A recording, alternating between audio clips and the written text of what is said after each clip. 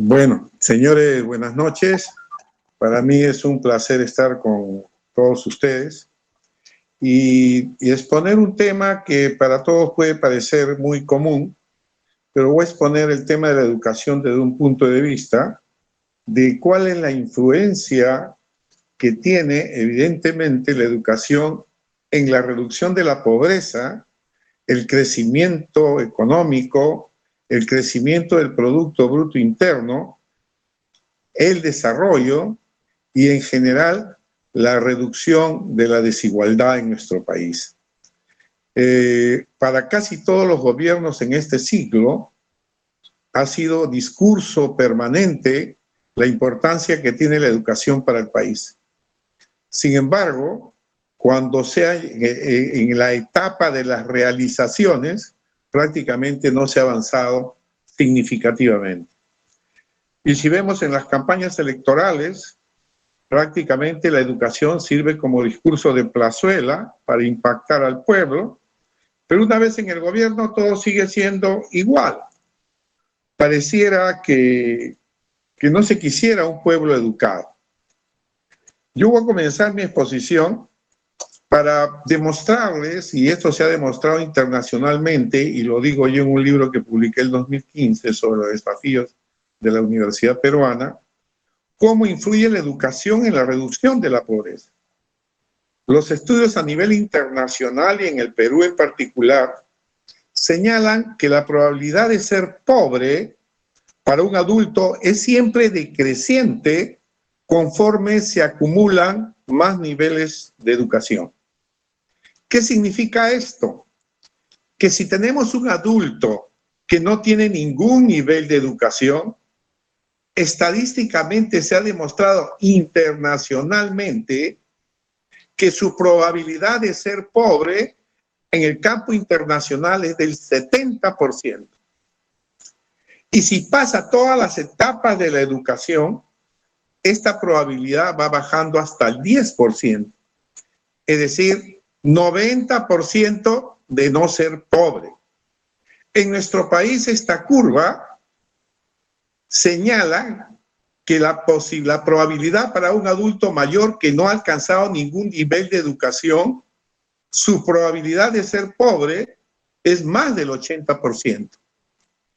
Y a medida que su educación avanza, esta va decreciendo, su probabilidad va decreciendo hasta llegar a, si llega a los niveles superiores de educación, hasta un 10 u 8% de probabilidad de ser pobre. Fíjense, la educación cómo influye, ¿no?, en los niveles de pobreza. Más que cualquier otro programa social, la educación es el mejor programa social que puede tener un país. Pero esta estadística hay que señalarla, que se cumple cuando la educación que se recibe es una educación de calidad. Ahí está el kit. Estas curvas sirven cuando es una educación de calidad. En nuestro país podemos tener un estudiante o un adulto mayor que hizo su colegio inicial, su primaria, su secundaria, su instituto o universidad en instituciones de baja calidad,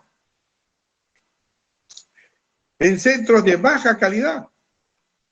Y a pesar de que hemos pasado todos estos niveles supuestos de educación, seguiremos siendo pobres. De allí la importancia de la calidad en todo el sistema educativo. Esto pasa en nuestro país. Los gobiernos sucesivos piensan que hay que ampliar la cobertura, dar educación a todos, no importa cómo, pero que dé réditos políticos. Pero si no se tiene en cuenta la calidad educativa, esto siempre será insuficiente. Los estamos haciendo en realidad más pobres. Y acá me voy a referir a unas palabras que dijo Angela Merkel en alguna oportunidad, primera ministra alemana, cuando le preguntaron ¿por qué se invierte tanto en educación en Alemania?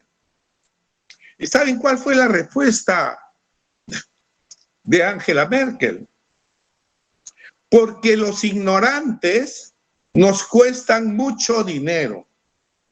En general, tener un pueblo sin educación de calidad nos cuesta mucho dinero. Igualmente, la educación también tiene una influencia determinante en el Producto Bruto Interno, según estudios que se han realizado en Londres, ¿no? Los países con mayor calidad educativa impactan fuertemente en el crecimiento del PBI. En ese estudio, por ejemplo, se señala que la educación de calidad en Singapur, por ejemplo, contribuye con casi el 3% en el crecimiento de su PBI. Corea, con el 2%. Los Estados Unidos y Finlandia con casi el 1%. En el Perú, ¿saben cuánto es esto? Menos 2.5%. Es negativo en menos 2.5%. ¿Eso qué significa? Que la mala educación en nuestro país arrastra hacia abajo el crecimiento. Para ser más claros, si el país, imagínense ustedes, creció 5%, si tuviera un 2.5% de una calidad educativa como Singapur, podría haber crecido 7.5% con una educación de calidad, que quizás no pueda servir como consuelo lo que pasa en América Latina. Tampoco está bien. Por ejemplo, Argentina y Chile tienen menos 1.4%. Es decir, tampoco contribuye con su crecimiento y desarrollo la educación en Argentina y Chile. México, menos 0.5%. Brasil, menos 0.2%. En otras palabras, ningún país latinoamericano tiene una educación de tal calidad que ayuda al crecimiento de sus respectivos países. Pero lo peor para nosotros es que si bien estos países están rezagados con relación, por ejemplo, a los países de la OCDE o los países desarrollados, que están también por debajo del cero, ¿no? Menos 1.4, menos 0.2 en el caso de Brasil, no puede ser un consuelo para nosotros porque nosotros estamos casi con el doble más abajo que el de ellos. Es decir, no puede ser un consuelo. Pero ¿cuál es la gran enseñanza para nosotros? Que estamos rezagados, que estamos atrasados en una región latinoamericana rezagada, atrasada, en la cual la educación no ha contribuido al crecimiento de nuestras naciones. De tal manera que tampoco es un consuelo seguir el modelo chileno, el modelo argentino o el modelo brasileño. Estamos atrasados con relación a ellos, pero nuestro reto es ser superior a estos países. Nuestro reto es lograr una educación de calidad de acuerdo a nuestra diversidad, a nuestra realidad. Para dar una mejor idea de la importancia de la educación, mencionaré otro tema que tiene una estrecha relación con el desarrollo. Es la complejidad económica. La complejidad económica de los países se mide mediante el índice de complejidad económica. ¿Qué cosa dice este índice de complejidad económica? En la medida que un país acumule conocimiento y capacidades productivas y sea capaz de transferirlas, este contará con las condiciones para producir bienes con un mayor valor agregado y, en consecuencia, lograr una mayor prosperidad. En el mapa global del mundo, este índice se refleja con colores, que va desde el color arena hasta tonalidades amarillas, naranjas, hasta el rojo más intenso. El Perú en este mapa figura de color arena. ¿Qué significa? En la práctica, para no aburrirlos, significa que el Perú en los últimos 60 años, por ejemplo, seguimos produciendo lo mismo. No ha variado nuestra matriz productiva. No transferimos conocimientos a nuestra materia prima y seguimos exportando materias primas. Oro, plomo, plata, hierro, zinc, anchoveta, etcétera. Seguimos exportando lo mismo hace 60 años. No ha variado nuestra matriz productiva. Seguimos exportando piedras con trabajos que solamente requieren pico, pala y carretilla, no conocimiento ni capacidades productivas. Sin embargo, ni por asomo queremos industrializar a nuestro país, teniendo condiciones comparativas y competitivas para el desarrollo industrial en determinadas áreas productivas. Es decir, ese mapa de índice de competitividad señala a nuestro país como un país que emplea el músculo, pico, pala, carretilla, no emplea el conocimiento. Voy a entrar ahora sí de lleno a por qué yo afirmo que no tenemos una educación de calidad. Para todos ustedes, solamente mirando su entorno, saben que no hay calidad educativa. Hay mala infraestructura, sin servicios básicos, profesores mal capacitados, mal remunerados, profesores en las áreas rurales del día jueves o viernes, estudiantes en general sin futuro, que según lo que acabo de explicar seguirán siendo pobres. Y si a esto agregamos la corrupción, el panorama es mucho más sombrío. La corrupción en el caso de la educación es clamorosa. Se habla, por ejemplo, de requerir, y está publicado por el Ministerio de Educación, que se requieren 100.000 millones de soles de inversión solo en infraestructura. ¿Cuál es el ritmo de inversión que se tuvo en el gobierno pasado, en el de Ollanta y después en los siguientes? Más o menos una inversión de 2.000 a 2.500 millones de soles anualmente para infraestructura. Es decir, tardaremos más o menos poco más de 50 años en dar solución a este problema. Sin embargo, a pesar de este ritmo de inversión pequeño, esta inversión no se realiza de manera honesta y eficiente, con costos sumamente elevados, con tiempo de ejecución sumamente largos. En algunos casos, por ejemplo, un colegio se demora 3, 4 años en concluirse, en el mejor de los casos, y hasta 10 años en otros, como los colegios emblemáticos, por ejemplo, del gobierno de García. Se comenzaron a construir 179 colegios emblemáticos. Cuando yo fui a visitarlos solamente habían 9 entregados, después de 10 años. Y hasta ahora no se han entregado esos colegios emblemáticos cuyos costos varían entre los 50, 60 millones de soles. Muchos no se entregan, proyectos paralizados por años porque el constructor abandonó la obra y se fue con los adelantos, juicios permanentes, contratos mal hechos, apelaciones al Tribunal de Contrataciones, empresas tramposas coludidas con los supervisores, juicios interminables, terrenos no saneados, entre otros. Para que tengan una idea, y esta es información del mismo Ministerio de Educación. El 41% de las escuelas públicas han sido construidas por las APAFAS, por la Asociación de Padres de Familia, sin tomar criterios técnicos y de seguridad adecuada. Y solo el 33% de las escuelas públicas en general están en buen estado.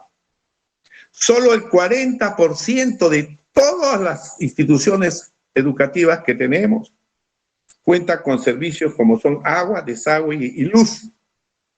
El 60% por lo menos carece de uno de ellos. Es decir, hay colegios que no tienen luz, pero tienen agua y desagüe. Hay colegios que no tienen desagüe y tienen agua, o no tienen agua y no tienen desagüe y tienen solamente luz. 60%. Sin embargo, el Ministerio de Educación en los últimos años no ha gastado más del 50% de presupuestos asignados. Si hablamos de las famosas aulas prefabricadas, que yo me acuerdo cuando entró Kuczynski, dijo, esas casas de cartón, efectivamente, casas de cartón, altos sobreprecios, más de 100.000 soles cada una. Si uno ingresa a una de estas aulas frías en nuestra sierra, sumamente calurosas en la costa norte o en Ica, que estuve visitando estas escuelas, cada aula es un tremendo horno, donde en el exterior de cada aula existe un cilindro lleno de agua, para que los alumnos cada 15 o 20 minutos metan la cabeza en este cilindro para que no sufran deshidratación o sufran desmayos. Esa es educación de calidad. Otro ejemplo, encontramos un colegio de educación inicial en Ventanilla, por ejemplo, en el Callao, que iba a iniciar recién sus labores educativas dentro de una semana o 15 días. Nuevo, según ellos. ¿Qué encontramos ahí? Aulas prefabricadas, sin baños, piso de tierra, 2 huecos en el piso en la tierra con triplé y con separadores. Era un baño para nuestros pequeños, para nuestros niños. Esto vulnera la dignidad de los peruanos, baja la autoestima. Esto no es calidad, esto es estafa para todos los peruanos, daña al país. Frente a este panorama, se pensó en varias soluciones. Y los gobiernos decidieron legislar para favorecer la inversión privada en educación. Sacaron el famoso decreto legislativo 882 en 1996. Los resultados de la aplicación de este decreto legislativo, desde el 96 a la fecha, que bueno, nosotros con la ley universitaria eliminamos parte de este decreto legislativo, pero sigue vigente muchas partes porque tiene aspectos tributarios, ¿no? Los resultados tampoco han sido favorables y se sacó con el fin de favorecer la inversión privada en educación. ¿Cuáles fueron los resultados? Se mercantilizó la educación. A pesar que el Estado los liberaba de todos los impuestos. Las pensiones para los colegios de regular calidad son impagables y de los otros segmentos son de mala calidad. Así que tenemos en nuestro país, si uno se puede analizar crudamente, una educación para pobres y una educación para ricos. Somos una gran cultura, la más antigua de América. Sin embargo, no somos conscientes de ello, no nos educan en ello. La desconocemos, ni nos sentimos orgullosos de nuestra cultura, de nuestra esencia, de nuestra patria. La educación pública debe ser de alta calidad. La educación pública debe ser la mejor del país, donde todos tengan igualdad de oportunidades y sea la verdadera impulsora del desarrollo. En el caso de la educación básica regular privada, colegios de los segmentos C, D y E y algunos B son de pésima calidad. Yo he visitado algunos colegios de estos, al igual que las universidades, al igual que los institutos. Colegios que funcionan en chifas, colegios que funcionan en garajes, etcétera. Pésimos tanto en infraestructura como personal docente mal remunerado, pensiones bajas que no aseguran la calidad de la educación. ¿Ustedes creen que una pensión de 200 soles, un colegio privado puede funcionar? En esta misma categoría que acabo de mencionar hay colegios clandestinos. En Lima hay más de 200, 300 colegios clandestinos que sin autorización alguna otorgan certificados de otros colegios. También ahí hay una mafia. Es decir, yo creo un colegio sin autorización del ministerio, pero el certificado me lo da otro colegio que sí tiene esa autorización. Entonces, un chico que estudia en el Colegio de la Virgen Milagrosa, después sale con un certificado del Señor de los Milagros, el colegio establecido. En el otro extremo, vemos colegios del segmento A, de infraestructura más adecuada, personal docente mejor calificado, con mejores servicios complementarios, pero con altísimas pensiones, una de las más caras de América, superiores a los países desarrollados. A todos ellos el Estado los libera de impuestos. Son una contribución a la educación nacional. Es lo que dicen. Y la ley de la oferta y la demanda determina las pensiones. ¿Cuánto se paga en un colegio de esto en promedio? $1,500 mensuales. 5,000 soles mensuales un colegio privado. Y piden a 40,000 o más dólares para el ingreso. Y etcétera, etcétera, etcétera. El mercado lo decide todo. No hay regulación que funcione. ¿Para qué el Estado los ha liberado de impuestos? El Estado supervisa que se cumpla, que tengan estos colegios educación de calidad. ¿Son realmente una contribución al desarrollo nacional? Estamos en el puesto 127 de 137 países en calidad educativa. Somos uno de los países que menos invierte en educación en Sudamérica. El costo promedio por alumno en una escuela regular es de aproximadamente 460 soles por alumno. A modo de ejemplo, los países de la OCDE tienen un gasto promedio de $10,500 anuales por alumno. Yo les pregunto, ¿algún colegio particular que cobra $18,000 anuales invierte $10,000 anuales por alumno? ¿Alguien ha supervisado que eso se cumpla? ¿Algún colegio privado esa inversión pese a que no paga impuestos? El Perú comenzó a hacer un experimento con los colegios mayores, en las cuales se invierte casi $10,000 por alumno, y se comenzó con el Colegio Mayor Presidente de la República en Huampaní, que actualmente es uno de los mejores colegios en el Perú. La ministra en ese momento se oponía al funcionamiento de este colegio porque decía que era discriminatorio, que no podía haber un pequeño grupo de personas que tuvieran una educación de calidad y otras no. Pero en este colegio van los más pobres del Perú, pero los más talentosos.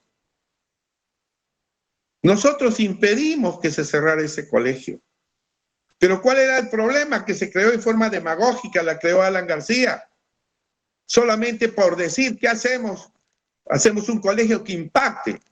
Pero después esos alumnos talentosos venidos de las provincias terminaban, yo soy padrino de la primera promoción, el Estado no sabía qué hacer con esos talentos. Fue un acto demagógico probablemente en ese momento, pero ya había que comenzar a cabalgar sobre ese caballo. No podían ni acceder a Pronavec. Tuvimos que comenzar a buscarles becas a unos muchachos con una educación de alta calidad, porque esos muchachos tenían educación física, deportes, arte, tenían todo el mundo su atril, pintaban, laboratorios de primer orden, alimentación, desayuno, almuerzo y comida y alojamiento.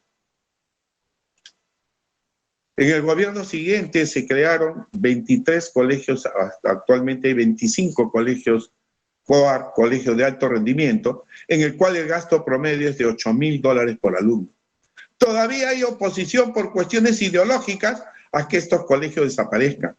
Pero yo les hago recordar, yo provengo de un colegio nacional. Yo soy de la Gran Unidad Escolar Ricardo Bentín. Y ahí había en esa época una educación similar, porque a los 10 años que entrábamos al colegio, 11 años, para el primero de media, uno elegía si iba a secundaria común, comercial o industrial. Ya desde los 10, 11 años uno decidía qué iba a hacer, si iba a ser técnico, y había educación para el trabajo. Nosotros mismos la destruimos. ¿Podría haber una posibilidad mayor? Sí. Lo que es actualmente los colegios emblemáticos, lo que eran las grandes unidades escolares, pueden ser colegios de alto rendimiento y no tendríamos los 8,000 alumnos que tenemos en los COAR, sino tendríamos 179 colegios adicionales sin internamiento en sus casas, con alimentación interna, por lo menos desayuno y almuerzo, y les aseguro que podríamos dar un vuelco importante en mejorar la calidad educativa y progresivamente ir a esa calidad que tanto esperamos. Entonces, el mercado decide todo. Actualmente esa es la realidad en la educación rural. ¿Qué hacer? Después de dar muchas vueltas, y fueron problemas que yo tuve con el ministro de Educación de esa época, mi idea era crear una supervisora de la calidad educativa en la educación básica regular. ¿Qué significaba esto? Al igual que la universidad tiene la SUNEDU, en la educación básica regular había que tener una supervisora externa al Ministerio de Educación, que pudiera supervisar la calidad educativa pública y privada.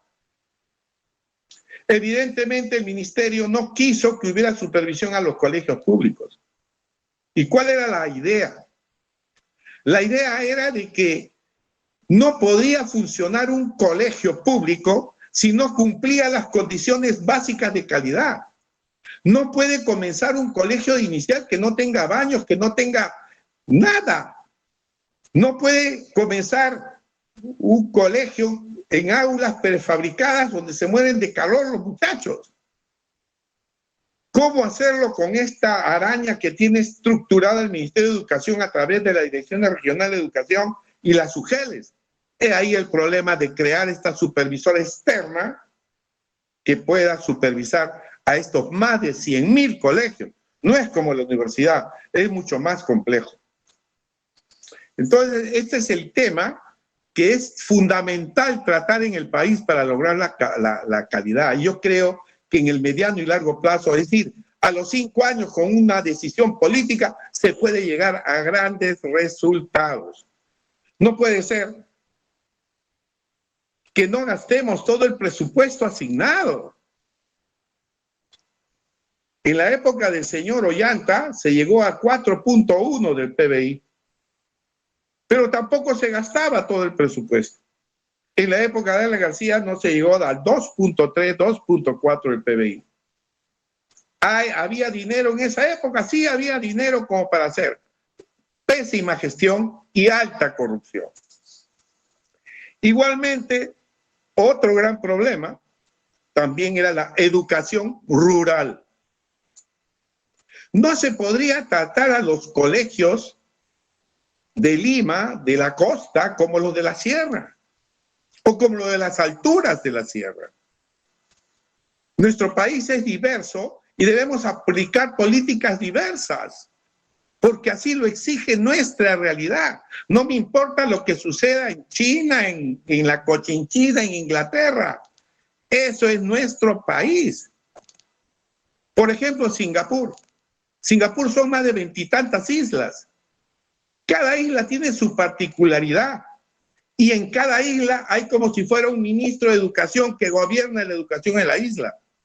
Pero no puede ser que en nuestro país nosotros comenzamos el 1 de abril o marzo o lo que sea, todos inician sus clases. No nos importa si en una región están cosechando, en otra están sembrando, en otras se mueren de frío, etc. Todos comienzan el mismo día. ¿No podemos cambiar eso? No puede ser que no se dé solución al problema de los docentes del día jueves o viernes. ¿No podemos idear otras formas propias nosotros que somos creativos? Debe haber diferenciación, cómo se dan las clases en las diferentes sierras que tenemos. Es diferente la sierra de Huamachuco con la sierra de Tacna o la sierra de Moquegua o la sierra del Cusco o Puno. ¿No tenemos esa capacidad para hacer estas cosas? Por supuesto que sí, pero todos tienen planes estratégicos por todo lado. Yo tengo acá en mi biblioteca 12 tomos desarrollados de hace más de 20, 30 años, pero no saben hacer las cosas. Hablan, hablan y hablan, pero no saben hacer. Y ese es el gran problema. Igual pasa con la educación superior, técnico-productiva. Tenemos nosotros, y están en la misma situación que ha tenido la universidad o que tienen los colegios. Mala infraestructura, etcétera, etcétera, todo lo que les he mencionado. Pero lo peor es que en la actualidad solo el 30% de los que terminan la educación básica regular entran a la educación técnica o la educación técnica productiva. Es decir, hay 3 universitarios por un técnico y en otros casos hasta 4. En Alemania hay 4 técnicos por un universitario. Este es una situación que no responde a la demanda laboral que tiene nuestro país, nuestra realidad, donde solamente el 6.5% en general es la demanda de profesionales. Y el resto es la demanda de profesionales, de técnicos. Más del 26-30% es de demanda de técnicos. El Perú requiere más de 200.000 técnicos al año. Pero si analizamos los matriculados en institutos por familia de carreras, ¿cuál es la carrera más importante? Actividades de administración y comercio, 34%. Salud, 22%. Computación, 15%. Sin embargo, actividades agrarias, 3.8%. Mecánica de motores, 3.3%. Electricidad, 2.7%. Minería, 0.34%, un país minero. Química, 0.28%. Textiles, 0.8%. Construcción, que necesitamos maestros de obra, albañiles, 2.5%. Casi todos los institutos privados dan carreras administrativas donde no hay inversión, no gastan en maquinaria, no gastan en laboratorios. Pero los públicos, lo clamoroso es que los institutos públicos dictan carreras que en general el país no requiere. Los privados, lógicamente, buscan ser actividades más rentables, de poca inversión y gran rentabilidad. Podemos concluir en general que la educación superior no ha contribuido al desarrollo ni al crecimiento del país, la educación en general.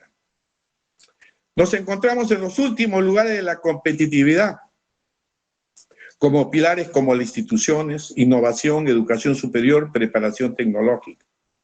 Somos un país rezagado en educación en la región y nuestra región rezagada en el mundo.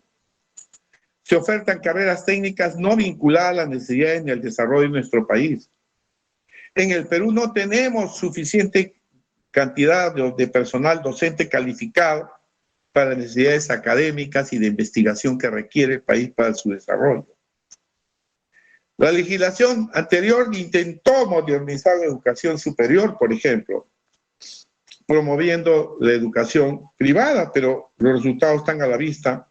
Se mercantilizó la educación. Por eso, también nosotros sacamos la ley de institutos y de escuelas superiores tecnológicas, ¿no?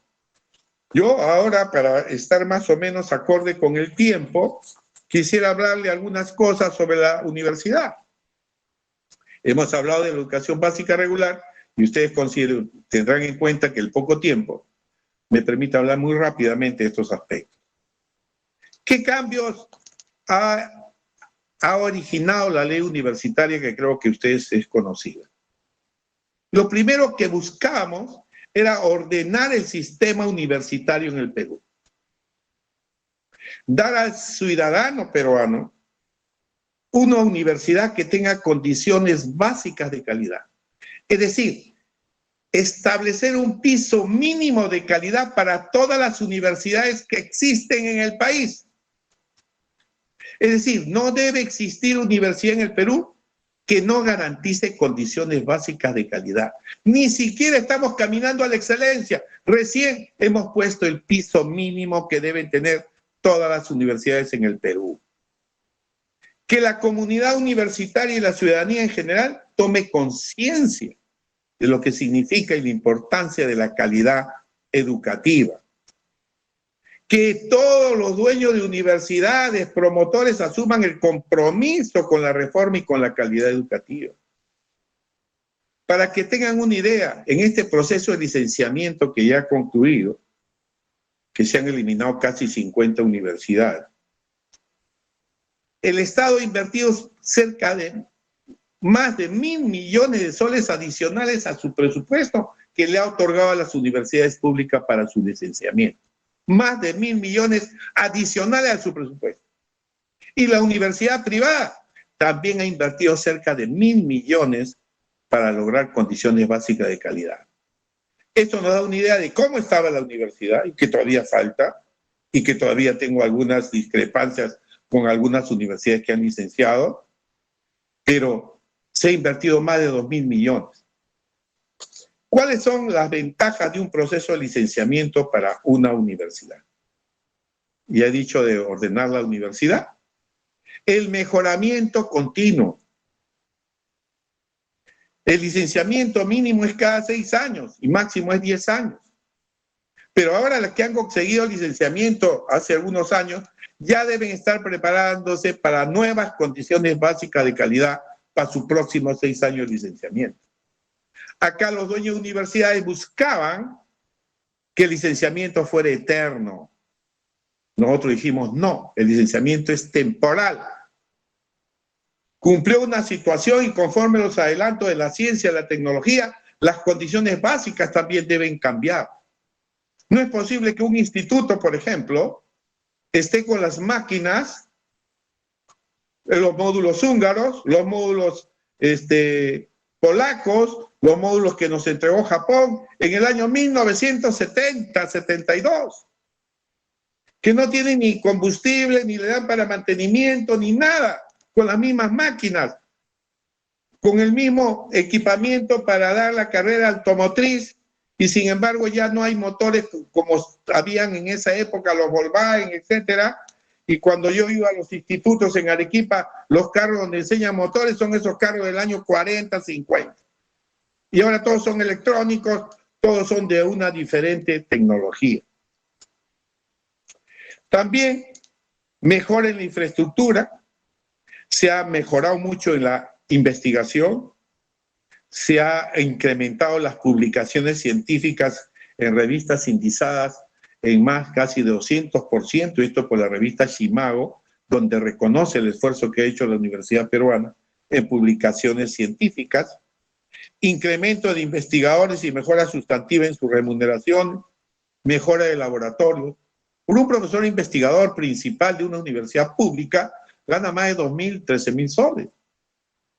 ¿Por qué? Si ese investigador se le paga el 50% adicional sobre todos sus ingresos. Ahora se pelea uno por ser investigador, pero además tiene que ser ratificado por CONCITEC. Se ha mejorado la calidad docente porque mínimo se exige maestría. Hubiéramos querido que sea doctorado, pero no hay doctores en el país en esa cantidad de 24.000 que requerimos por lo menos. Mayor presencia del docente en las universidades.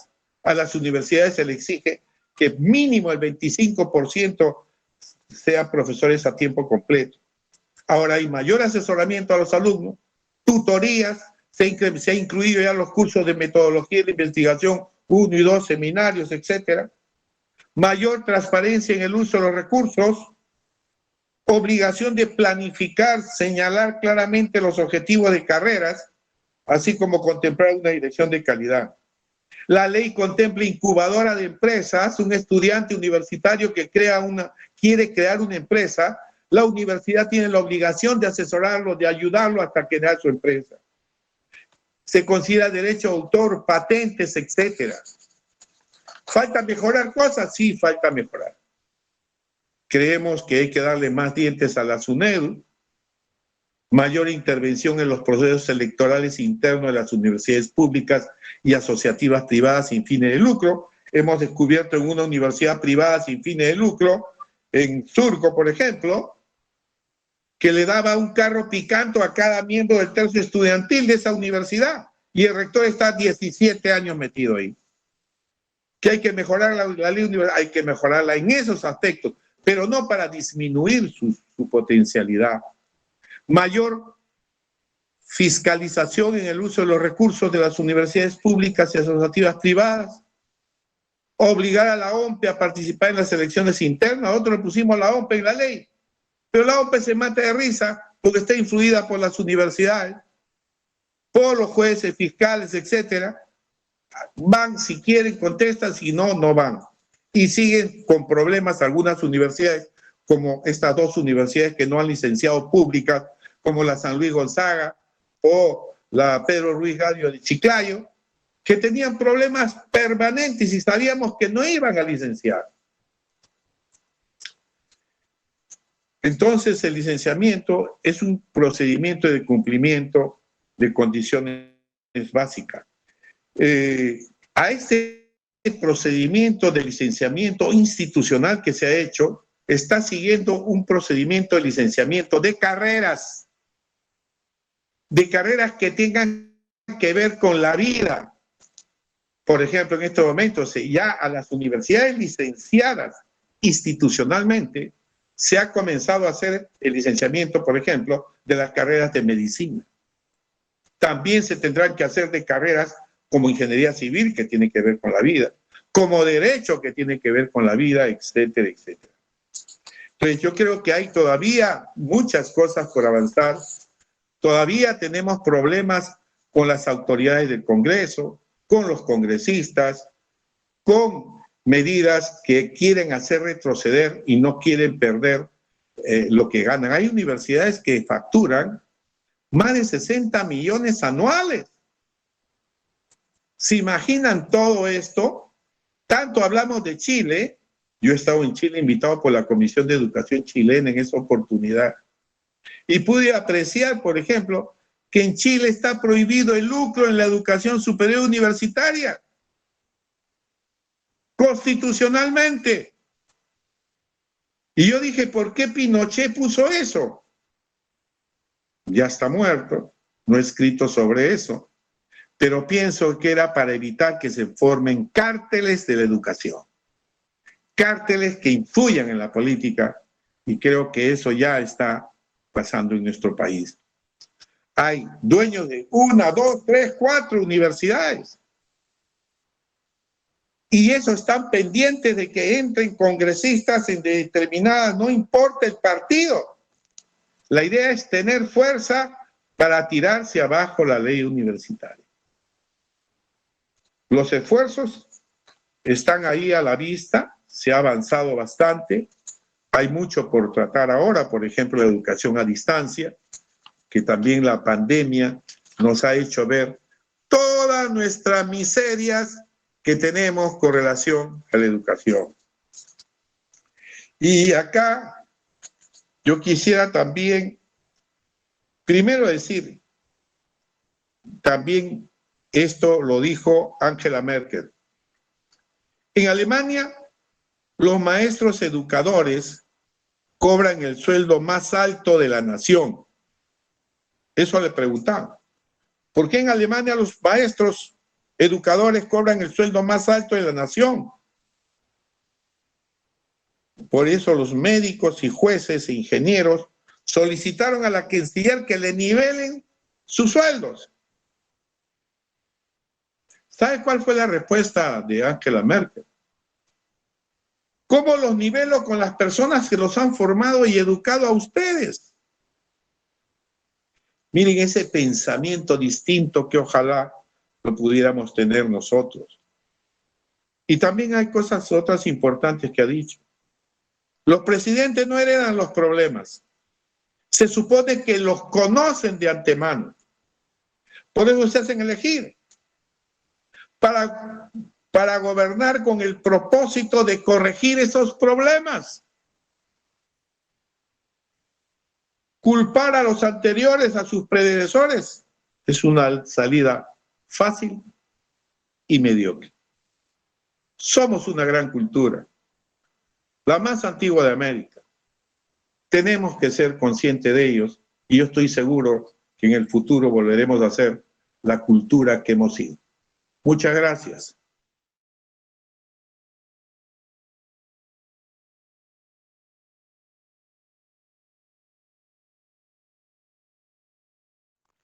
Bueno, voy a responder. Coincido con ustedes. Yo visité una vez una gran unidad escolar que fue muy famosa y salió el director. El director me dio vergüenza ajena. Mi director de mi gran unidad escolar, Ricardo Bentín, uno de mis primeros directores fue Gustavo Pomuso, Ugarte Chamorro después, Julio Castro Mendívil, tremendos directores. ¿Ustedes saben que el Ministerio de Educación le ponía carro y chofer? Ahora encontramos un director que no tiene ni liderazgo, le faltan el respeto, mal vestido, mal trajeado, sucio. Podía estar mal vestido, pero no sucio. Y eso revela que realmente no tenemos líderes en la educación, y yo coincido con ustedes. Hay muchos cursos que da el Ministerio de Educación, vía virtual, etc. Yo pienso que no solamente había haber una escuela de liderazgo, debía haber una escuela de los que van a ser autoridades en un colegio. Deben reunir determinados requisitos.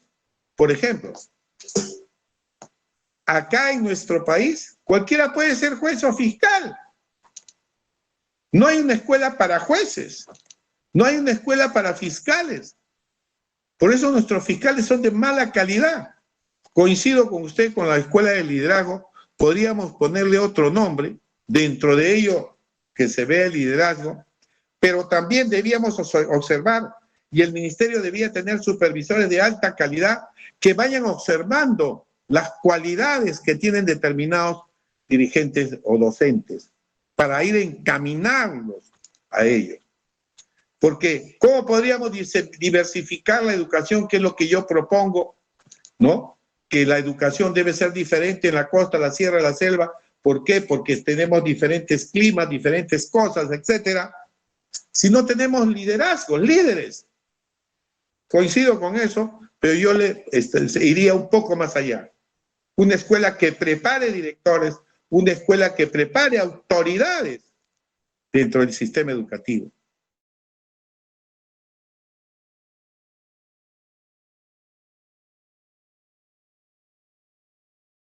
La corrupción se soluciona con transparencia.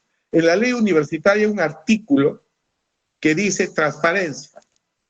Es decir, el rector debe publicar cuánto gana por todo concepto. Por eso se le ha incrementado al rector su pensión en 22,000 soles. Actualmente gana un rector de universidad pública.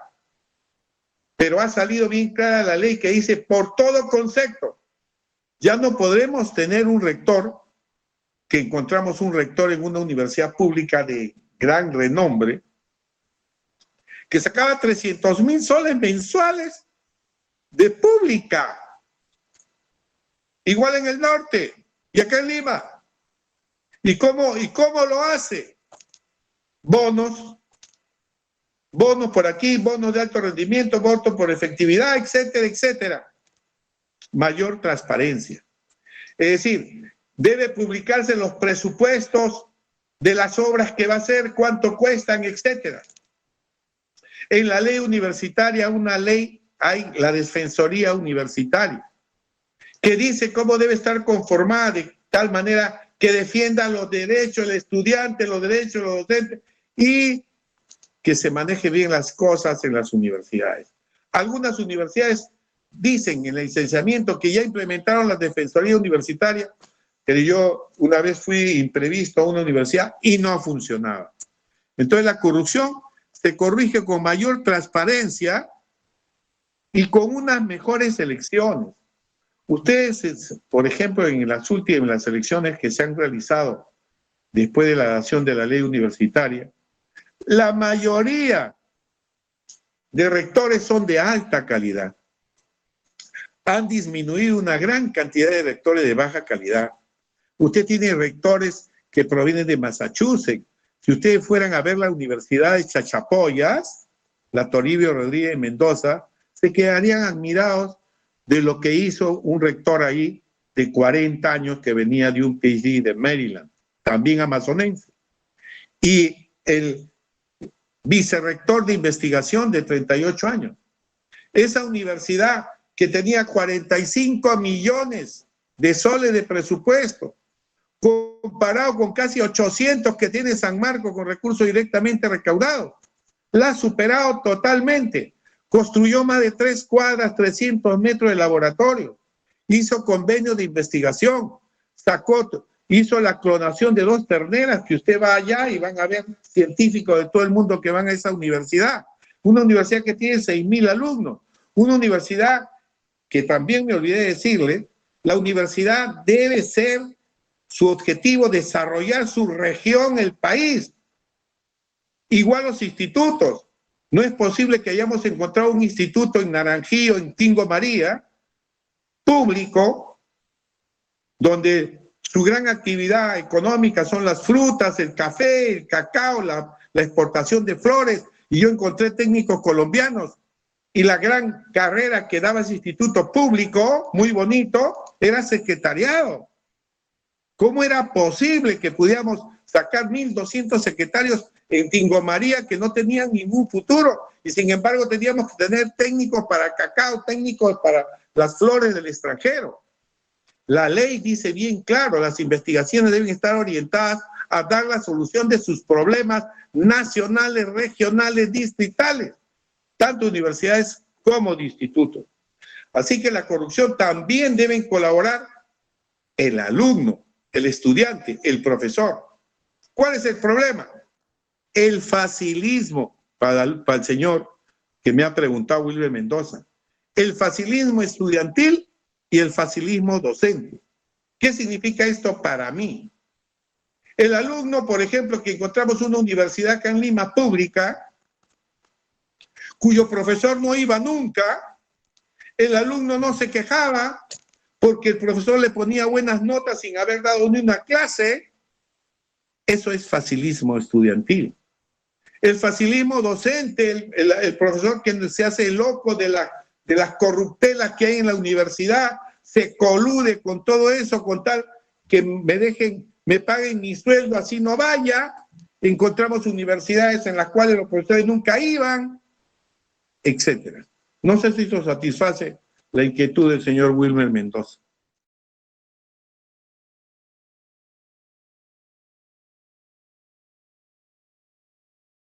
Me parece excelente la pregunta. Justo mencioné que yo provengo de un colegio como Ricardo Bentín, público, que tenía. Usted elegía. Igual lo hace Singapur y Corea. Educación comercial. Iba usted a un instituto de comercio que tenía el mismo colegio. Educación industrial, teníamos un taller inmenso que era el Instituto Industrial de Estados Unidos, dentro de la gran unidad. Por eso era gran unidad escolar y secundaria común para los que querían ir a la universidad. Y usted salía con un certificado laboral. A los 16, 17 años usted salía para trabajar.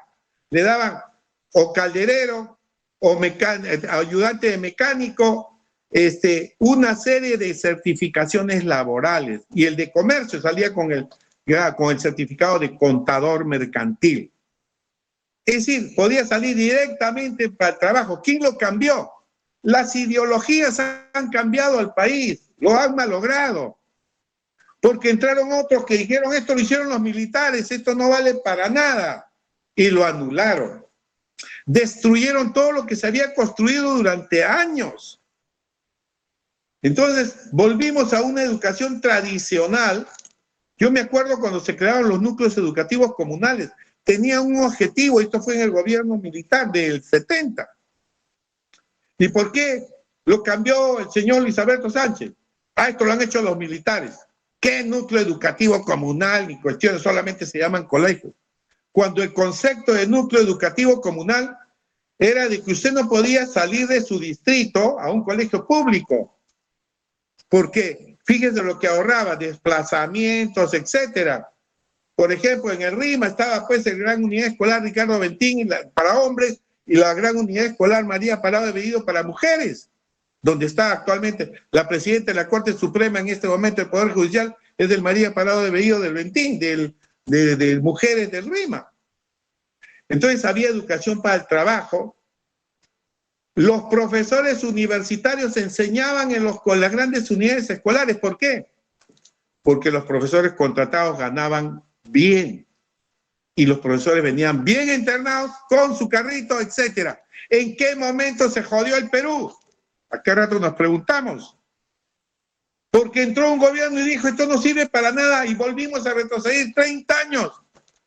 Teníamos una de las mejores educaciones de América Latina. Entonces no es posible que la ley universitaria, por ejemplo, hayan querido tumbársela ya desde que salió. Ni siquiera recién la estamos experimentando, han pasado 7 años, recién. Y todavía no logramos el cambio. Esa permanencia, esa falta de continuidad nos ha dado. Por eso, a la pregunta que hace William Marcelo, podemos volver a estas, haciendo esas grandes unidades escolares, colegio de alto rendimiento. No sé si me dejé entender. No internados, externos, con desayuno y alimentación para bajar los costos, pero con profesores de alta calidad.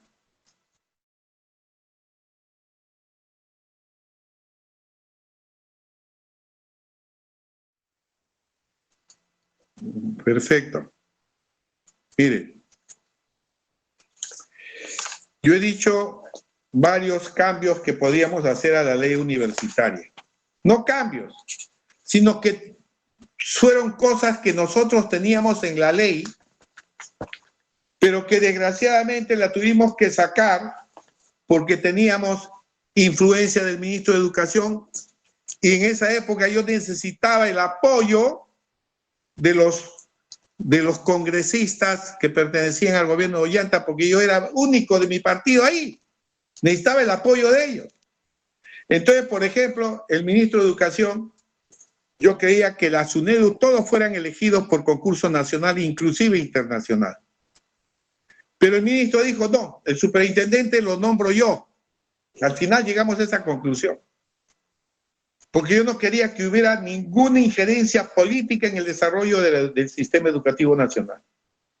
Al final tuve que ceder, que el ministro designa al superintendente, pero que todos los miembros del Consejo Directivo sean elegidos. Esa fue la transacción, que no ha sido mala. Pero si queremos que sea más neutral, porque ¿por qué tiene éxito la SUNEDU? Porque es independiente del sector.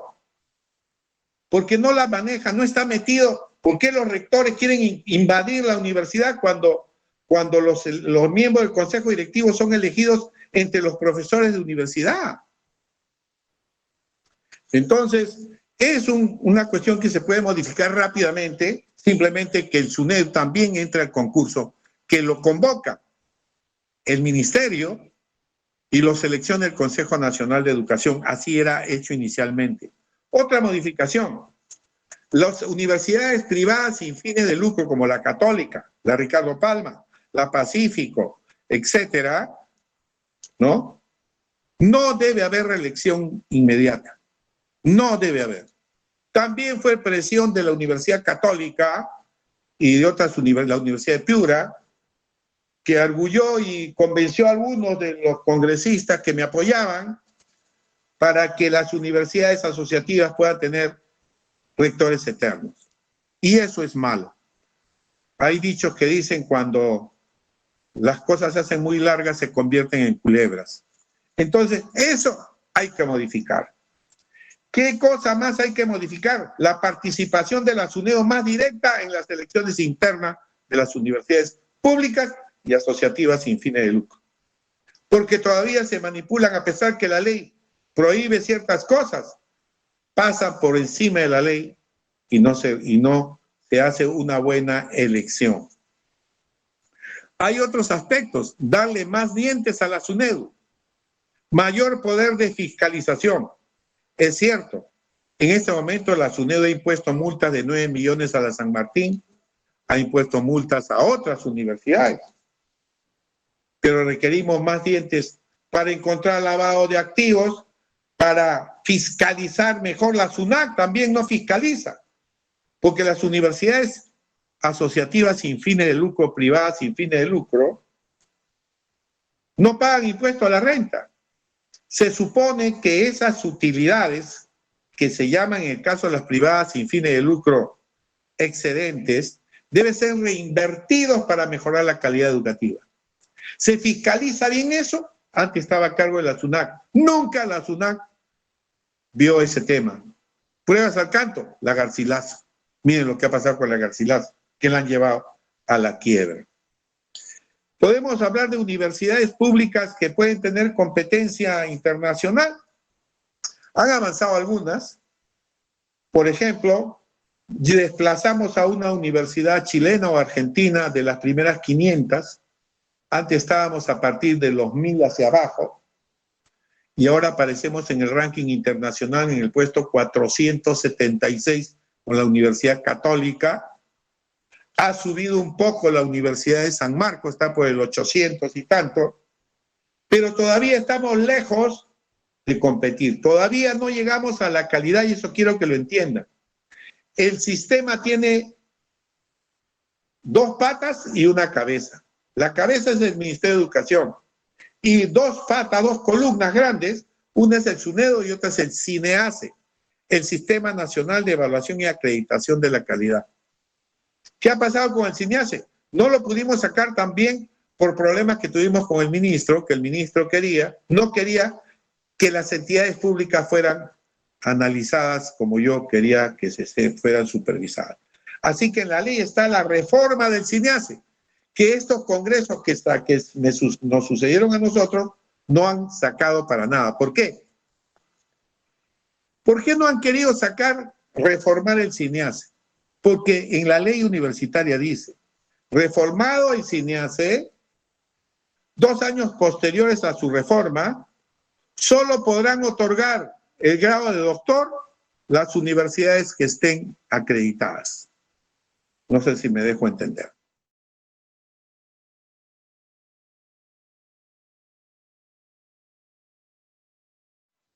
Con relación a las DREC y las UGELES, nosotros teníamos una sección aparte, yo armé en la comisión, solamente encargado de las DREC y las UGELES. Las 48 UGELES creo que eran. Todas eran corruptas. Todas. No se salvó una. Corrupción en el nombramiento de profesores. Corrupción encontramos acá nomás en el Callao. En la gran unidad escolar, la 2 de mayo. Profesores fantasmas. Bien fácil. Yo llegué a la unidad al 2 de mayo y pedí la relación de profesores. Y me fui después a la UGEL de Ventanilla. Igual, profesores fantasmas, muertos que cobran. Es un desbarajuste, maltrato al docente, todo. Se creen reyes. También deben ser especializados esa gente. Los DRE. También me opuse al ministro porque el DRE es designado por la región, a pesar que hay que por concurso. En la práctica es el presidente regional o el gobernador el que designa a los regionales. Y muchas veces sin ninguna capacidad como para ser un director regional que gobierna los institutos, las escuelas, toda la educación de la región. Mala gestión. Yo he visto videos que me han mandado donde un director regional de educación va a un colegio, le hacen una ceremonia tremenda y va a regalar una pelota de vóley. Imagínense. Un lugar de estar preocupado porque tengan buenas aulas, qué sé yo, el docente, etcétera. Entonces ahí hay mucho. El sistema como sistema no está mal. Porque el sistema dice, tenemos la cabeza que es el Ministerio de Educación. De cada región tiene una dirección regional. Y cada dirección regional en cada provincia tiene un UGEL. El sistema está bien diseñado en el papel, como funciona bien todo en el papel. El problema es cómo supervisarlo. Por eso la creación de esta entidad supervisora. Yo planteo una entidad similar a la SUNEDU para la educación básica regular.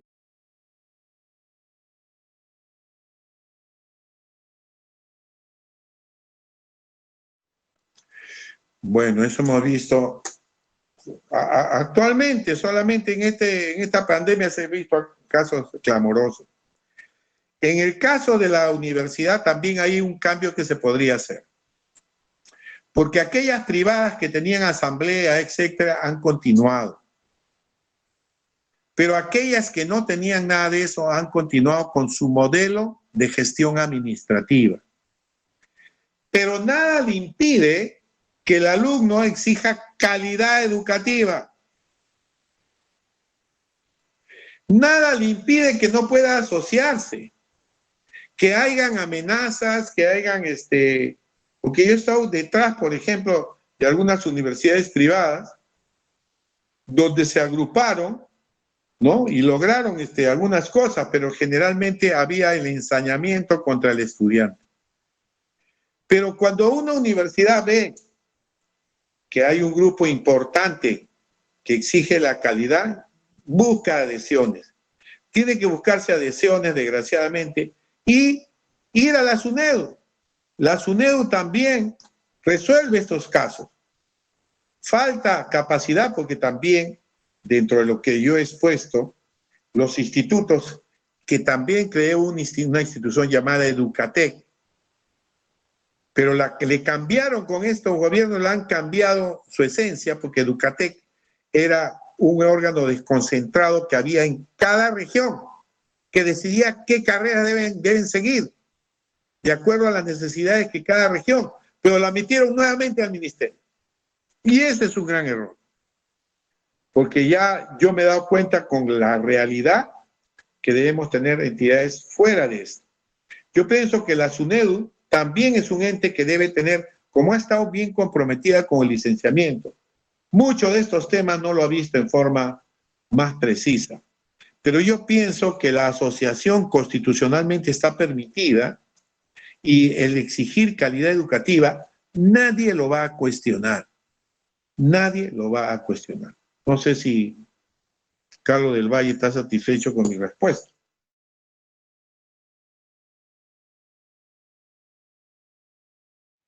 Bueno, yo le dije en la exposición, muy rápida, que pareciera que nuestro país ha tenido la desgracia de que sus dirigentes, sus gobiernos no hayan querido tener un país educado. Porque un país educado no permite una serie de cuestiones. No permite el engaño, no permite la estafa, exige el cumplimiento de las promesas. Entonces, ignorancia. Pero como dijo Angela Merkel, pues, ¿por qué gastamos tanto en educación? Porque se gasta más en la ignorancia. Se pierde más el país con gente que no tiene educación, con gente ignorante. Entonces, sí, la clase política a veces desconoce la educación. Yo tuve oportunidad de hablar con PPK cuando fue elegido presidente. Me llamó y hablé con él. PPK, ¿dónde había estudiado? Estudió en la Escuela Militar de Inglaterra. Se educó en la Universidad de Oxford. Y él cuando vino acá creía que la universidad era como la que él había estado.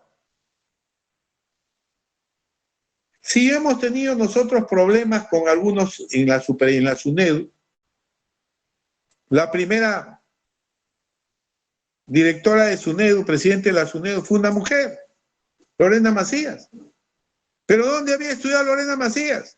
Yo le dije una vez que hubo huelga en algunas universidades. ¿Dónde se estudió? En la Universidad del Pacífico. ¿Y de ahí dónde fuiste a hacer tu maestría? A Pittsburgh. Y de ahí regresé a la Pacífico. Nunca he visitado una universidad pública.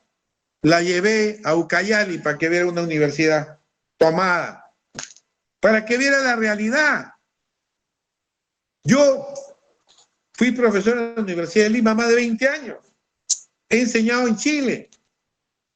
Y yo criticaba a la Universidad de Lima y criticaba a Chile en algunas cosas. Pero cuando comencé a visitar las universidades, me di cuenta que la Universidad de Lima era reina.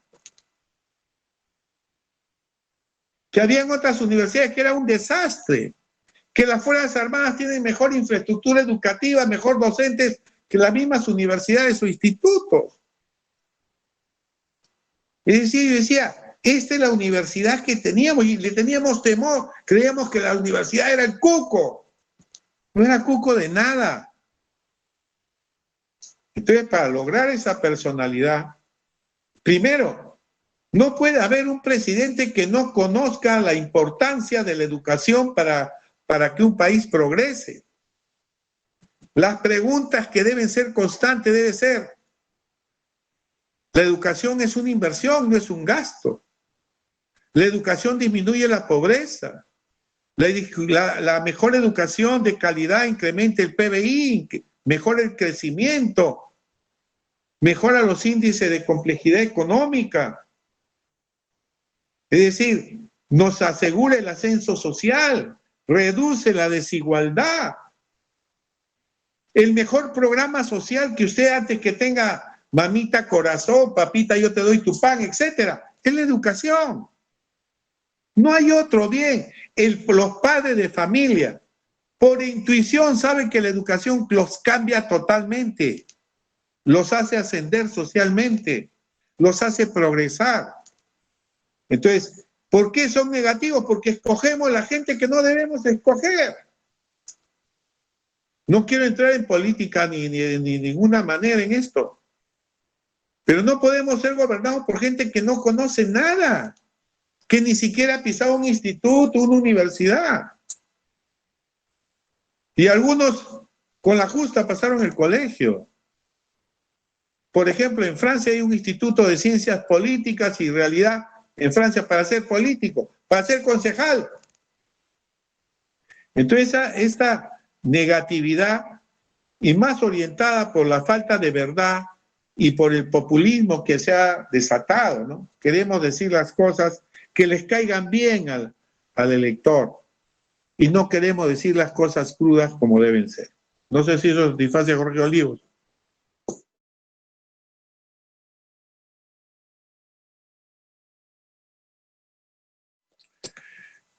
No. La pandemia también ha puesto al descubierto todas las deficiencias que tenemos en la educación a distancia, tanto en la educación básica regular como en la educación superior. ¿Cuál ha sido la problemática general existiendo diversas herramientas tecnológicas? Por ejemplo, en educación básica regular, no tener una PC, una laptop, una tablet, un televisor, un radio, un celular, falta de conectividad, falta de acceso. Por ejemplo, el 60% de los hogares rurales no tienen ninguna conexión a Internet. El 33% si tiene conexión vía celular, le sirve generalmente para otros fines. Así que un celular para una familia que tiene 6 o 8 personas no da solución al problema. En la zona rural casi el 92% no ha recibido educación durante esta pandemia, por ejemplo. Las otras zonas están mejor, pero lejos de los países vecinos. En el 2014 se implantó la fibra óptica y se instalaron casi 15.000, creo que son 13.000 o 15.000 kilómetros de fibra óptica. Y se instalaron en 21 capitales de región. Se utiliza solo el 6%. Recién acaba de salir un decreto de urgencia donde se piensa instalar, hacer llegar a Internet a más de 3,5 millones de peruanos. Y tiene 3 ejes. Un primer eje, dar acceso a Internet a 1.200 instituciones peruanas que están en las zonas alejadas de la región Loreto, Ucayali, Madre de Dios y Amazonas. En el 2021 se ha previsto conectar el 100% de localidades. El segundo eje es la zona rural de la sierra, donde se van a implementar, y esto ha salido recién el 3 de febrero, cerca de 6.530 y tantos puntos inalámbricos que se van a ubicar en las plazas de las localidades rurales. O sea, casi en todos los distritos que tenemos en el país se van a ubicar en las plazas puntos inalámbricos para acceso directo y gratuito a Internet, recién. Y con una banda ancha de 20 a 40 megabytes por segundo. Acá se calcula que va a comenzar con Huancavelica, Ayacucho, Apurímac, Lambayeque, Cusco, Lima provincia. Y también vía Wi-Fi en 3.600 plazas públicas rurales del país. Y el tercer eje, los centros de acceso digital que se van a instalar. Se pretende instalar 564 CAC el 2021. Es decir, en estos centros de acceso digital son ambientes que van a estar habilitados con computadoras, con todos los medios. ¿Para qué? Para contribuir al desarrollo de habilidades digitales, es decir, capacitación y hacer un mejor uso de las tecnologías de la información y la comunicación existente.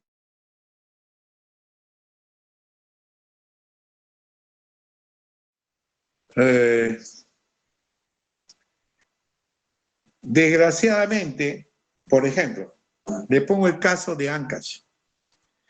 Cuando estuvo el señor Álvarez de presidente o de gobernador, ahora llamado gobernador, o estuvo de presidente regional. Es la región que tenía más dinero. El distrito de San Marcos han salido casi todos han salido encarcelados. Tenía más de 2.000, 3.000 millones. Pero ese señor había sido microbusero. No tengo nada contra los microbuseros. Pero ¿cómo le podía pedir gestión a un señor que ni siquiera había administrado una bodega o máximo había sido bodeguero? O llenador de taxis. O llenador de microbuses. Nosotros cometemos el mismo error, por eso la educación es fundamental. ¿Y a quién eligieron? A Waldo Ríos. ¿Qué ofrecía Waldo Ríos? ¿Por qué lo eligieron? Porque ofrecía darle 500 soles mensuales a cada poblador ancashino. ¿Usted cree que eso era correcto? ¿Usted cree que la gente podía discernir si esto era constitucional o no? Como después se demostró que no era posible que el dinero que le entregaran para la región fuera distribuido entre todos así, 500 soles mensuales a cada uno. Entonces, evidentemente, también se requieren esas escuelas que alguien me pidió para los docentes, para la educación de escuela de liderazgo, que pidió creo que Wilder Mendoza. También se requieren escuelas para capacitar sobre la realidad nacional, para capacitar sobre todo esto a los que quieren ser presidentes regionales, gobernadores, tenientes gobernadores, consejeros regionales, debe capacitarse. Debe haber una escuela nacional, en mi opinión, para capacitar en lo que es realidad nacional, es decir, ver todos los campos del quehacer nacional. No es posible que a una candidata al Congreso le pregunten cuántos ministerios hay e incluya dentro de los ministerios al Ministerio Público. ¿Usted cree correcto que una candidata que tiene estudios universitarios, salga a decir que uno de los ministerios es el Ministerio Público? Imagínense, es decir, el presidente de la República cuando elige su gabinete, elige el Ministerio Público. Increíble, ¿no es cierto? Increíble, pues. ¿Por qué? Porque no sabemos elegir. Para la pregunta de Mónica Mendoza, yo creo que una solución es este estudio previo. O por el momento, darle una capacitación de cuando entra ya, salió elegido presidente regional, ir a un curso obligatorio de unos cuantos meses antes de hacerse el cargo de la región. Pero por ahí va todo. la educación es la clave de todo.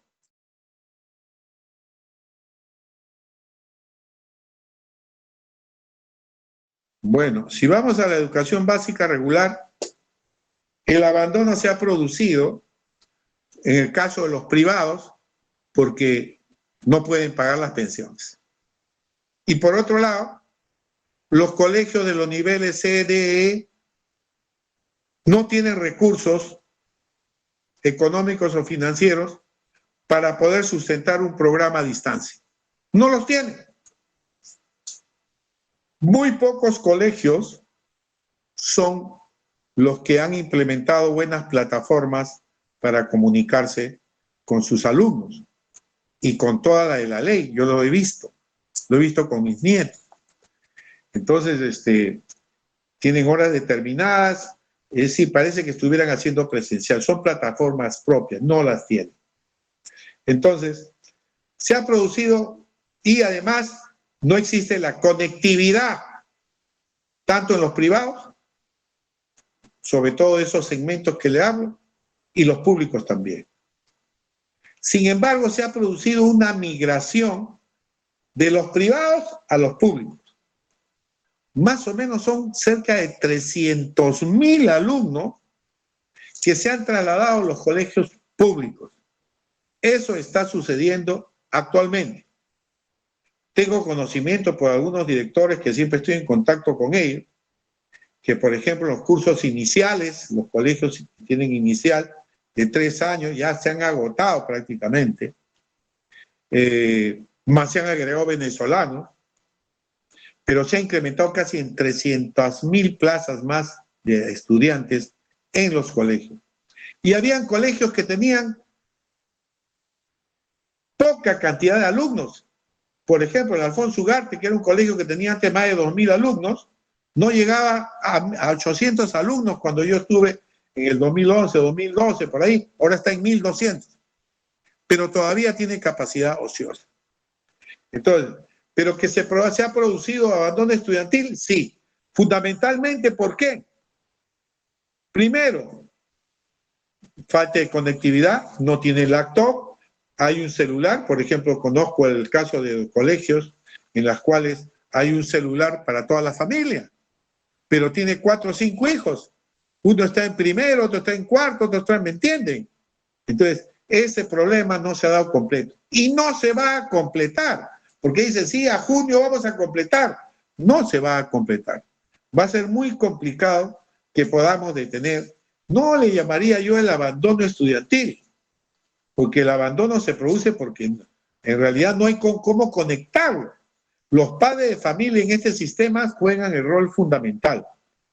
Y muchas veces la importancia de los líderes que conducen estas instituciones, de los directores. Yo conozco directores que pagan permanente contacto con sus profesores, con sus docentes, y los docentes con sus alumnos, inclusive van a buscarlos a sus casas. Pero en el aspecto rural hemos visto que ni siquiera tienen radio, y con un solo radio se suben a la cumbre para que llegue pues el programa a esos medios. Pienso que la solución de las tablets es una buena solución, pero también ha habido problemas en la adquisición de las tablets, ha habido problemas con la inclusión de todos los programas en las tablets, pero puede tener todo eso. Pero ustedes estarán conmigo que la clave de cualquier proceso educativo es el docente. Si no hay un buen docente o un buen orientador, no se puede hacer por más herramientas tecnológicas que podamos tener.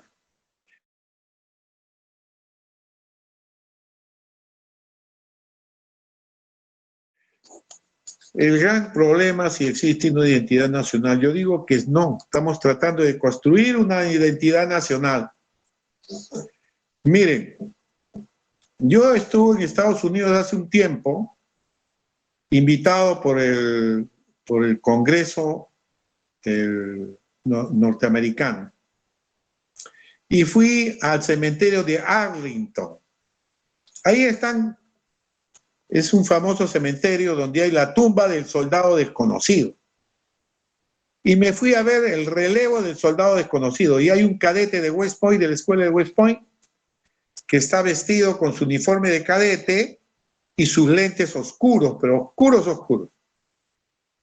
Y se va marchando, haciendo todo un proceso de orden cerrado que se llama, y mucha gente va a ver el relevo del soldado desconocido. Lleno estaba el sitio. Los americanos en sandalias, con sus pantalones cortos, con sus guayaberas, etcétera, como son. Era época de verano, de primavera. Había una señora con su hijo en los brazos. El hijo comenzó a llorar. Todos voltearon la cabeza hacia la señora donde tenía el hijo que estaba llorando. La señora lo único que hizo fue salirse, irse lo más lejos posible. El respeto que tenían, me quedé impactado por el respeto que tenían estos norteamericanos por sus héroes, por sus caídos, etc. Nosotros acá no. Le preguntan a un muchacho de la universidad, le presentan una foto de Miguel Grau y el muchacho contestó, salió por televisión, déjeme ver ese barbón. Ay, Abimael Guzmán. Así somos. Entonces el concepto de patria todavía lo tenemos muy alejado. Las ideologías nos han enfermado a veces mucho y no han hecho ver lo que significa la patria. El americano puede ser demócrata, republicano, lo que quieran, pero cuando se trata de los Estados Unidos, son los Estados Unidos y punto. No importa si soy demócrata o republicano. Los Estados Unidos es lo que me interesa. Y acá nos falta esa identidad. No tenemos orgullo de nuestro pasado. No tenemos orgullo de nuestra cultura.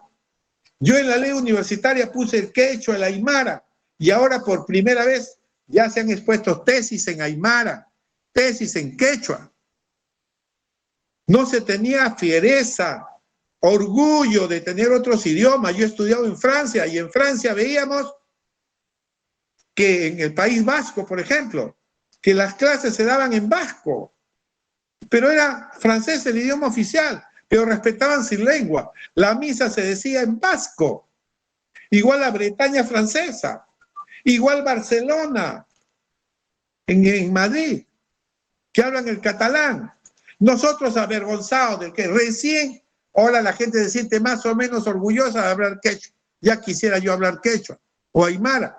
Y el aymara lo usan en la NASA para enseñar a traducir otros idiomas. ¿Sabían? No sabe la gente. Entonces nos falta lograr esa identidad, ese cariño a nuestra tierra. Esa identidad solamente se logra con educación. Pero si la currícula de los colegios se deformó de tal manera que no le enseñábamos ni geografía, ni historia, ni nada, tenemos que modificar, enseñarles valores a nuestros muchachos, educación cívica. Japón está haciendo un experimento, no me acuerdo su nombre en este momento, para la educación primaria en Japón, donde solamente se van a dictar 5 cursos. Y uno de los cursos es valores,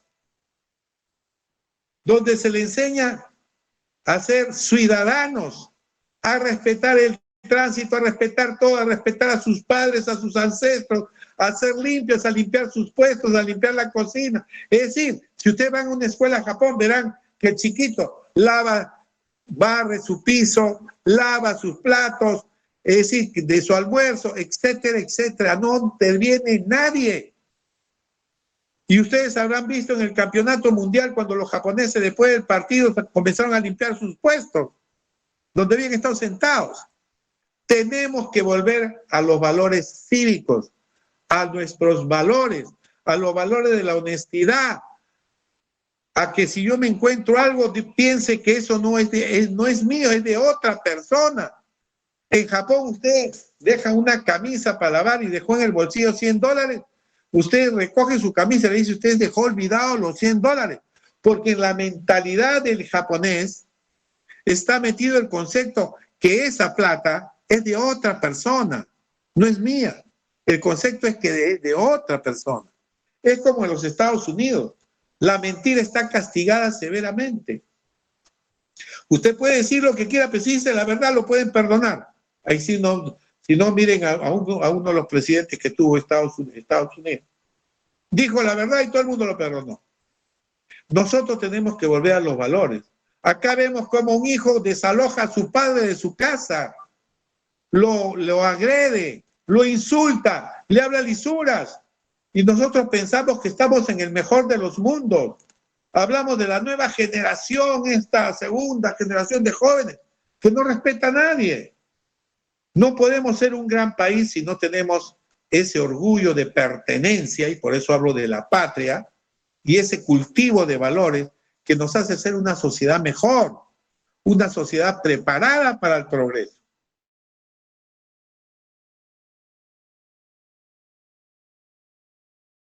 Yo pienso que a partir de este licenciamiento que ha concluido, vamos a ver, por eso es el licenciamiento temporal, vamos a ver cuando entremos nuevamente a las universidades para relicenciarla, ver si han progresado o se han bajado.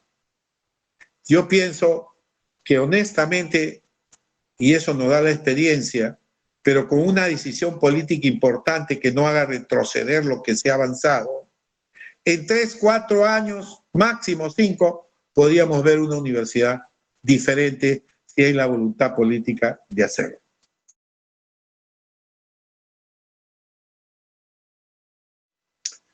Bueno, por eso yo le digo, fíjese, en Estados Unidos, en los grandes organismos de investigación, hay siempre unas inspectorías.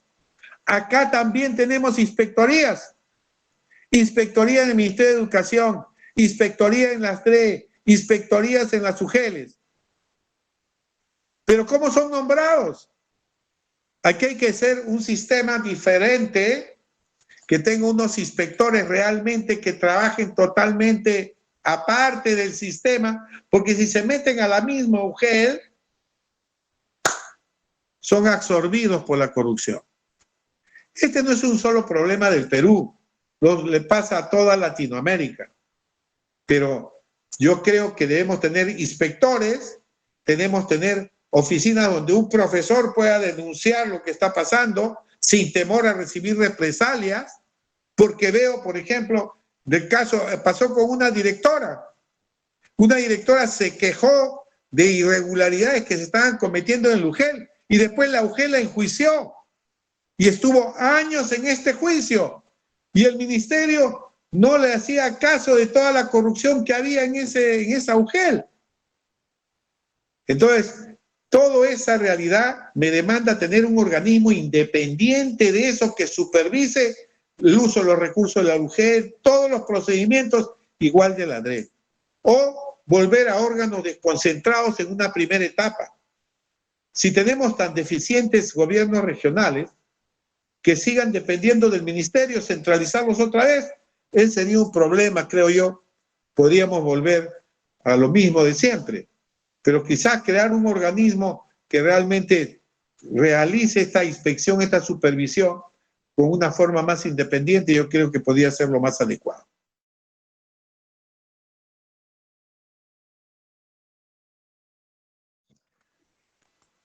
Bueno, ese es un problema que lindaba con la autonomía universitaria y que fue motivo de muchas réplicas, acusaciones de que nosotros vulneramos la autonomía de la universidad. Nosotros tenemos patrones generales que debe cumplir. La autonomía se rige por la ley. La autonomía está enmarcada en la ley. La Constitución lo dice así. Yo puedo hacer todo lo que está dentro de la ley. Por ejemplo, si yo digo que las universidades deben tener 25% de profesores a tiempo completo, si una universidad decide tener 30 o 40%, mejor, pero nunca puede escaparse de los límites que le da la ley.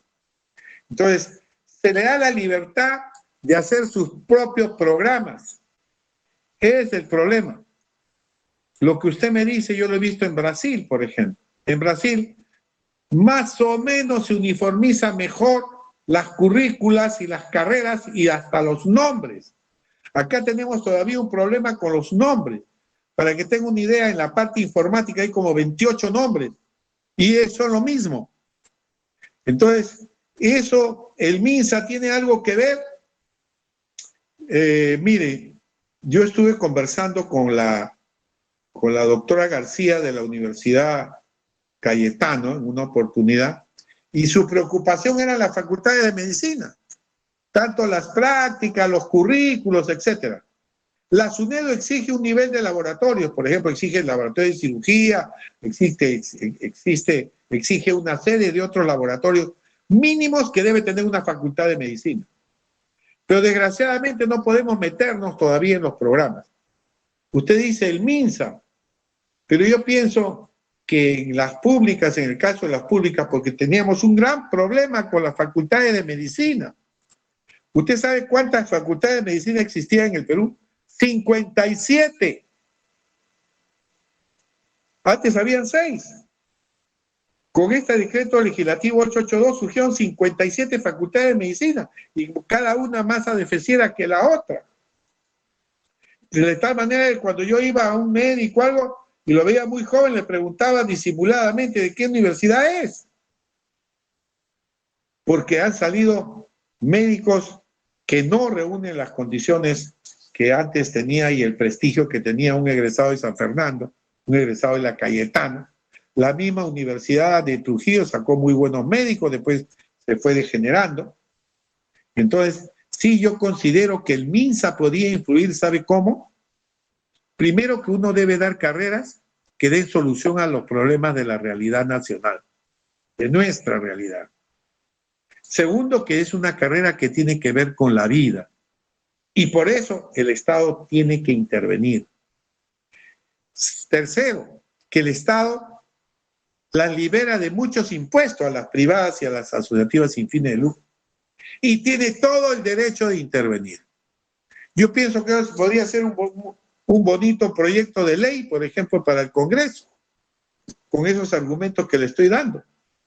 Carreras que tienen que ver con la vida, las exoneraciones que tiene, y el país tiene todo el derecho. Si a una universidad pública debe exigirle que las carreras, los programas que dicte son para dar solución a los problemas de salud que tiene. Yo no puedo pagar, hacer gratuita la universidad pública para dar carreras que no me interesan, que no le interesan a la población. Yo creo que ahí, Mario Miguel, creo que tiene una buena alternativa, sería esa. Podría ser el MINSA en coordinación con el Congreso.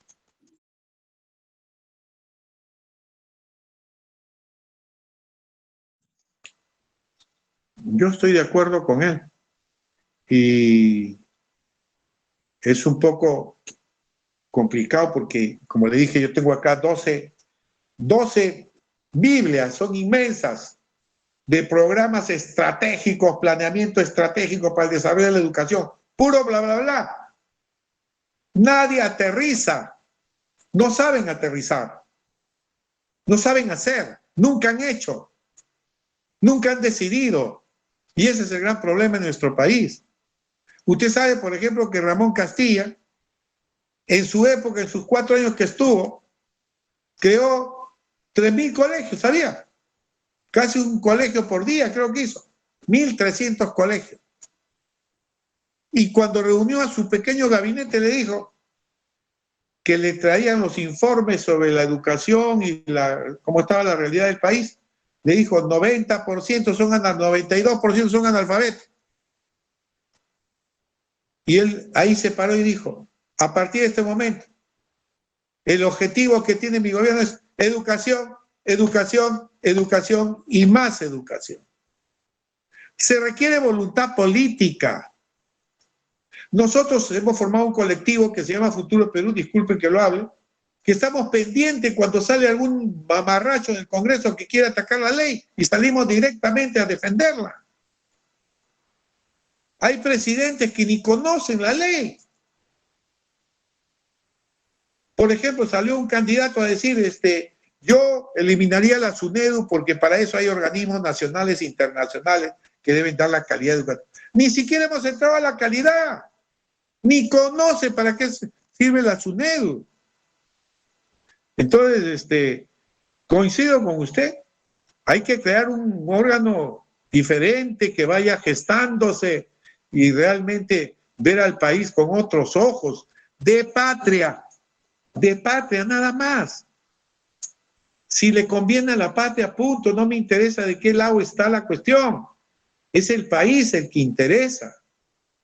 Ahora ha salido, por ejemplo, yo escribí en los desafíos de la Universidad Peruana, cuando en el año 1908 el ingeniero Grieve sacó un vehículo peruano, un auto, que competía con los Renault que se hacían en Francia o con el Ford que se hacía en Estados Unidos, y de mayor potencia, el doble de potencia que los que hacían en Europa y los que hacían en Estados Unidos. Acá en el Perú era el único en América Latina que se aventó a hacer su carro. Un carro que lo único que importaba eran las llantas. Lindo, lo dijo acá en Washington, en Lima, por la avenida Brasil. Pero comenzó a tratar de entusiasmar a los banqueros. Nadie quería apoyar. A los empresarios tampoco, son mercantilistas. Así que fue donde el presidente Leguía, porque quería que el presidente, el gobierno, hiciera 5 vehículos para que entusiasmara a otros. 3 para los prefectos y 2 para correos que se hacía antes en bicicleta. El presidente Leguía le dio la cita. Él salió con su carro manejando, lindo era el carro. En el Perú recién comenzaban a llegar algunos autos que habían salido del Ford. No había más de 10 en Lima. Él era la novedad que salía con su carro manejando. Peruano, con un motor el doble de potencia, porque daba solución a los problemas del Perú, a la sierra, etc. Llegó donde Leguía lo hizo pasar al patio, etc., para que él hiciera sus evoluciones. Cuando terminó, ¿sabe lo que le dijo? Oye, ¿tú crees que con tu carro peruano vas a ganar a los norteamericanos? Ese es el Perú que tenemos, que no hemos podido despercudirnos de hace más de 200 años. No hemos logrado una identidad. Debía haberse sentido orgulloso del carro peruano que competía con el norteamericano. Y hubo mandado a hacer 5 carros que quería él. Al final se fue entristecido, siguió produciendo motores para embarcaciones hasta que murió y se acabó. Iniciativas que nunca fueron de gobierno. Entonces acá siempre han sido las iniciativas privadas. No ha sido una política de Estado hacer las cosas. Por eso yo sí creo que es una buena idea, pero para hacer la realidad se requiere la participación de una gran cantidad de personas, ¿no? Gracias.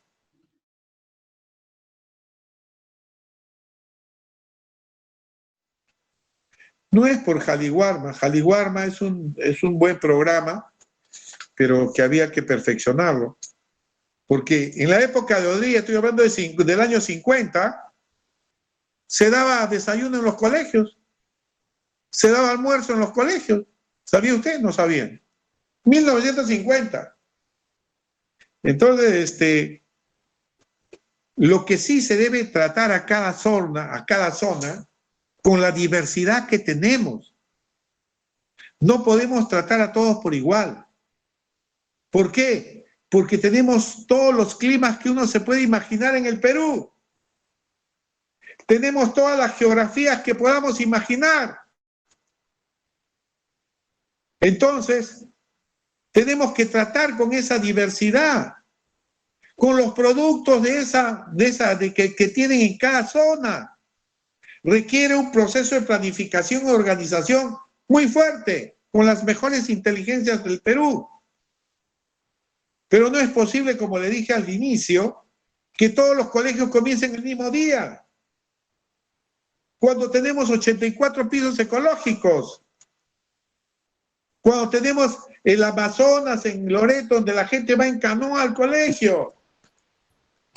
¿Deben ser diferenciadas las horas? Por supuesto que sí. ¿Debe tenerse calendarios diferentes? Sí, porque en una zona habrá cosecha y los campesinos utilizan a sus hijos para las cosechas y para la siembra. Entonces yo creo de que el Jaliwarma hay que perfeccionarlo, sí, porque nosotros mismos a veces lo corrompimos, como lo vi una vez en Guanta, que ni siquiera el director era capaz de limpiar la zona donde se daba el Jaliwarma. Pero el Jaliwarma es una buena idea. No nos interesa quién lo ha hecho. ¿Podemos perfeccionarlo? Por supuesto que sí. ¿Horarios diferenciados? Sí, debe haber. ¿Tratamiento diverso? Sí, porque el Perú es diverso y de acuerdo a nuestra realidad. Gracias.